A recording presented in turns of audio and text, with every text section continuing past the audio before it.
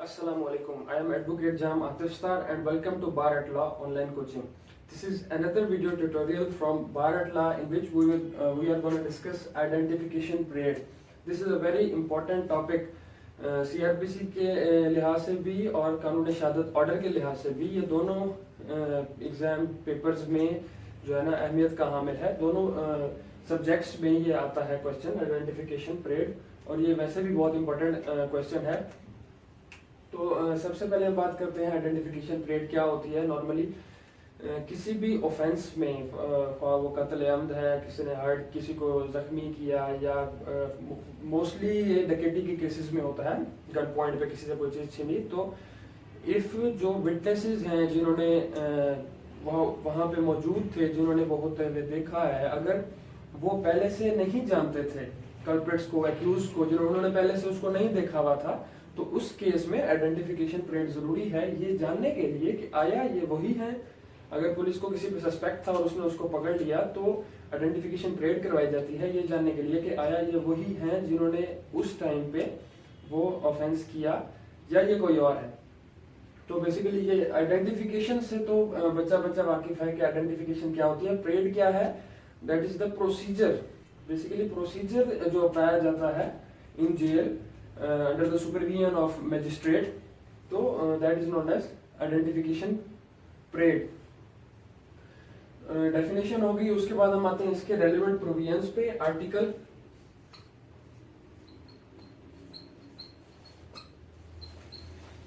22 कानून शहादत ऑर्डर में क्लियर कट मेंशन है फैक्ट्स नेसेसरी टू एक्सप्लेन और introduce relevant facts. Identification parade के लिए क्लियरली कोई ऐसा आर्टिकल नहीं है कानूनी शहादत ऑर्डर का जो इसको इम्प्लीमेंट करवाए, या इसमें जस्ट यही है कि identification parade is necessary to explain और इंट्रोड्यूस सम रेलेवेंट फैक्ट्स। वो रेलेवेंट फैक्ट्स क्या हो सकते हैं, किसी पर्सन, किसी टाइम या फिर किसी प्लेस से रिलेटेड। ये 3-4 वर्ड्स उसमें मेंशन है।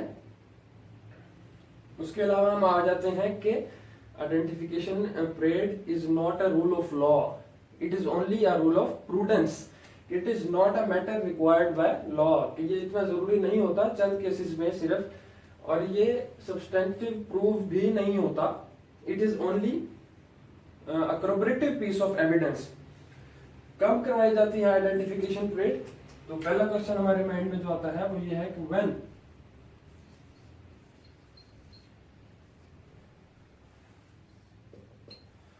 आइडेंटिफिकेशन परेड सिर्फ तब जरूरी होगी कि जब एक्यूज्ड को या जो सस्पेक्ट है कह लें उसको गवाहों ने अगर पहले नहीं देखा हुआ, सिर्फ उन केसेस में ही आइडेंटिफिकेशन परेड जरूरी होती है। नॉर्मली अगर उन्होंने देखा है, उसको पहले से जानते थे या रिलेटिव्स थे, इस केस में आइडेंटिफिकेशन परेड कभी भी नहीं होती। उसके बाद हम अगर टाइम का जिक्र करें कि कब होती है, तो अर्लीस्ट पॉसिबल अपॉर्चुनिटी पे जरूरी है कि आइडेंटिफिकेशन परेड करवाया जाए।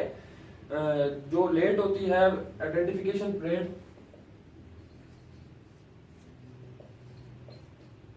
अगर 15 डेज से लेट है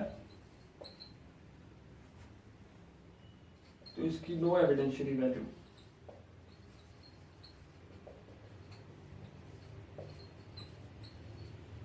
अगर 15 दिन से लेट हो आइडेंटिफिकेशन परेड तो उसकी कोई एविडेंशियरी वैल्यू ना है। ये हो गया कब होगी। उसके बाद हम कहते हैं कि कौन करवाता है, किसकी सुपरविजन में। हम पहले भी डिस्कस कर चुके हैं कि magistrate, concern magistrate who is authorised, जिसके इलाके में कोई ऑफेंस हुआ, जिसकी जुरिस्डिक्शन हो, वो मैजिस्ट्रेट कर सकता है। उसकी सुपरविजन में होती है आइडेंटिफिकेशन परेड। और उसके बाद हम आते हैं कि कहाँ होती है ये, तो ये इन जेल सुपरिटेंडेंट की मौजूदगी में इन जेल ये करवाई जाती है आइडेंटिफिकेशन परेड। इसके बाद हम कुछ रूल्स के बारे में भी डिस्कस करेंगे और फाइनली हम डिस्कस करेंगे इसके प्रोसीजर के बारे में। चंद इसके रूल्स हैं। टाइम के अर्लीस्ट पॉसिबल अपॉर्चुनिटी में ये हो जाना चाहिए। 15 डेज से ज़्यादा लेट हो तो इसकी कोई एविडेंशियरी वैल्यू नहीं है। Under the supervision of magistrate की सुपरविजन में हो सकती है आइडेंटिफिकेशन परेड। प्लेस जो है इन जेल, उसके अलावा कहीं पे भी नहीं। और इसके अलावा वहां पे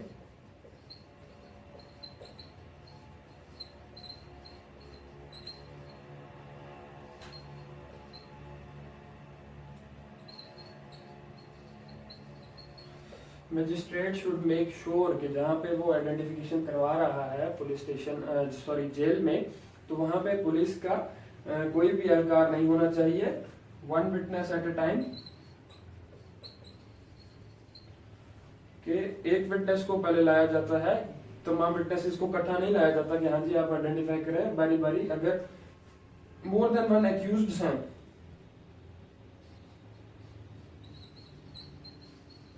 तो हर एक्यूज्ड के लिए सेपरेटली आइडेंटिफिकेशन परेड करवाई जाती है।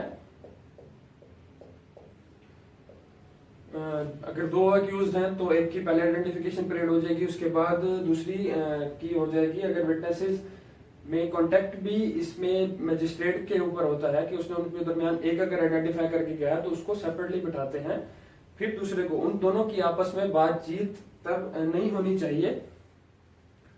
और इसमें डमीज होती हैं।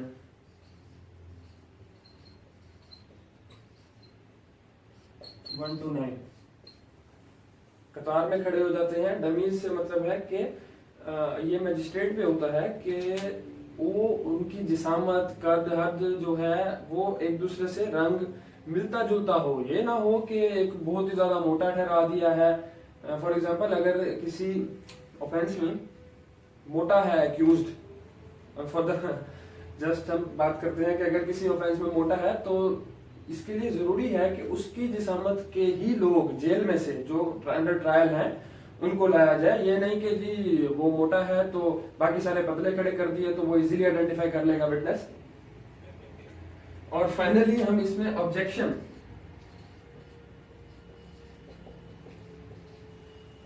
रिकॉर्ड करवाता है एक्यूज्ड। ये चंद रूल्स हैं जिसको मद्देनजर रखते हुए आइडेंटिफिकेशन परेड करवाई जाती है। उसके बाद हम आ जाते हैं प्रोसीजर पे कि प्रोसीजर इसका क्या होता है।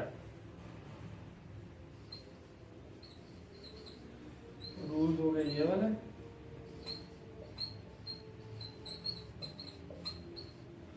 प्रोसीजर हमें मिलता है चैप्टर 10 पार्ट सी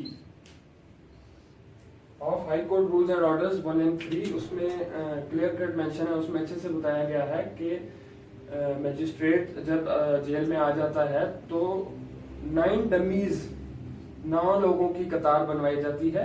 उसमें क्लियर कट मेंशन है कि एक्यूज से पूछा जाएगा कि वो 9 में से कौन सी प्लेस पे ठहरना चाह रहा है और वो अपनी मनपसंद जगह पे उनमें से 9 में, अगर वो 1 पे खड़ा होना चाहता है तो 1 पे खड़ा हो जाएगा, 9th पे या बीच में कहीं पे 5, 6, 7, तो जहां पे भी उसका दिल करेगा वो वहां पे जाके खड़ा हो जाएगा। उसके बाद एक विटनेस को बुलाया जाता है और उसको बोला जाता है कि आइडेंटिफाई करो, और साथ ही ये बताया जाता है कि उसने कैसे आइडेंटिफाई किया, और साथ ही उसको बोला जाता है कि आप पिन पॉइंट करो उसका रोल कि उसने उस टाइम क्या किया था। उसका रोल पिन पॉइंट करना बहुत ही जरूरी है, जो कि मजिस्ट्रेट रिकॉर्ड भी करता है। और ये मैंने आपके असिस्टेंस के लिए बनाया। ऐसे 9 लोग लाइन में खड़े हो जाते हैं और मजिस्ट्रेट के लिए ये जरूरी है कि इन सब की लिस्ट बनाता है विद देयर नेम, पेरेंटेज, उनका एड्रेस, और वो जो भी काम करते हैं उसका लिखना जरूरी है। 9 के 9 लोगों का मजिस्ट्रेट लिखता है सीक्वेंस वाइज कि नंबर 1 पे फला बंदा खड़ा है, नंबर 2 पे जो पर्सन है उसका नाम ये है, 3, 4, 5, 6 ऐसे ऑनवर्ड 9 तक। और इसमें एक्यूज्ड फॉर एग्जांपल अगर 5th प्लेस पे है और विटनेस आके उसको आइडेंटिफाई कर लेता है तो उसने लिखना है कि 5th नंबर पे एक्यूज था, उसने पॉइंट आउट किया अपने हैंड से उसको, और उसने उस टाइम रोल भी बताना होता है कि at the time of committing offence उसने क्या किया था, उसका रोल क्या था। आया उसने जो विक्टिम है उसको पकड़ रखा था, या वो मार रहा था, या उसने फायर किया, या जो भी उसका रोल है वो विटनेस ने वहां पे बताना है।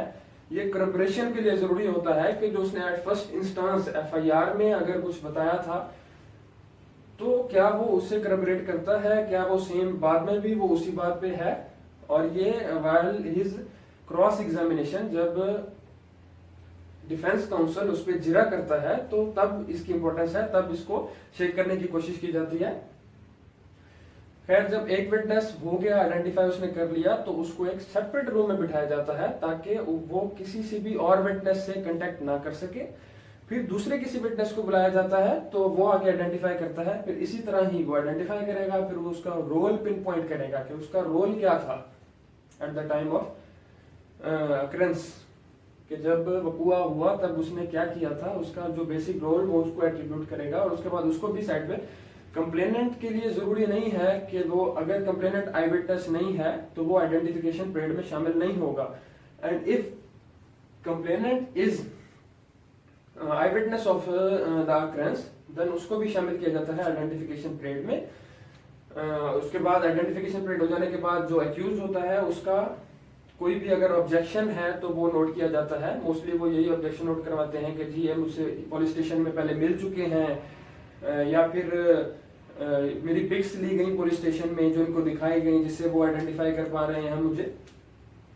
और जो high court rules and orders volume 3 में चैप्टर 10C में जो नोटिफिकेशन 1960s में, आई थिंक सो 1963 में आया था, उसमें क्लियर कट मेंशन है कि किसी किस्म का उनको मेकअप नहीं अलाउ किया जाता। और ये जज पे है कि उसने तमाम जो उस एरिया के पर्दे हैं, उस रूम के, हॉल के पर्दे, वो सारे नीचे करवा देने होते हैं ताकि विटनेस को कोई भी बाहर से इशारा करके या उसको समझा ना सके। फॉर एग्जांपल, अगर किसी विटनेस सॉरी एक्यूज्ड को कोई मार्क है तो यूं कर दिया जाता है कि उसको टेप से या किसी चीज से कवर अप कर दिया जाता है, सिर्फ उसका नहीं, तब 9 के 9 का वहां पे आपको टेप लगी हुई नजर आएगी ताकि उसको उस मार्क से ना आइडेंटिफाई किया जा सके। क्योंकि जो आई विटनेस होता है उसने तो उसको देखा होता है, और 15 डेज से पहले पहले करवाने चाहिए आइडेंटिफिकेशन परेड, ताकि किसी किस्म, इसमें ये होता है ना कि उसकी मेमोरी फेड हो सकती है, वो भूल सकता है, क्योंकि 15 डेज काफी टाइम होता है, इसमें वो भूल भी सकता है कि कौन था वहां पे। आफ्टर दैट मजिस्ट्रेट एक नोट रिकॉर्ड करता है, उसमें वो बताता है कि उसने कैसे आइडेंटिफाई किया। ये बट जरूरी है, अगर विटनेस किसी को भी आइडेंटिफाई नहीं कर सकता तो वहां पे वो सिर्फ ये नहीं करेगा कि विटनेस आइडेंटिफाइड नोबडी, उसने वहां पे क्लियर कट लिखना है कि विटनेस ने फलां को आइडेंटिफाई किया, फलां को, या फिर विटनेस कह रहा है कि मैं किसी को आइडेंटिफाई इनमें से नहीं कर सकता, ये मेरे देखे हुए नहीं है। तो इस सिलसिले में भी उसने नोट बनाना है, उसमें क्लियर कट वो लिखता है पूरा ऑफेंस क्या था, थाना क्या है, कौन से थाने का था, और खैर मुकदमा नंबर, FIR नंबर, वो सारा कुछ उसमें मेंशन करके एंड पे अपने नोट्स बनाता है। तो उसमें कोई ऑब्जेक्शन अगर लेता है एक्यूज तो उस पे वो खुद, उसको भी पावर दी गई है डिसाइड, अगर उसकी पर्सनल नॉलेज में है तो वो उसको डिसाइड करता है। मोस्टली नहीं करते होते, ऑब्जेक्शन को एट द ट्रायल स्टेज ही देखा जाता है। तो ये था हमारा टॉपिक आइडेंटिफिकेशन परेड।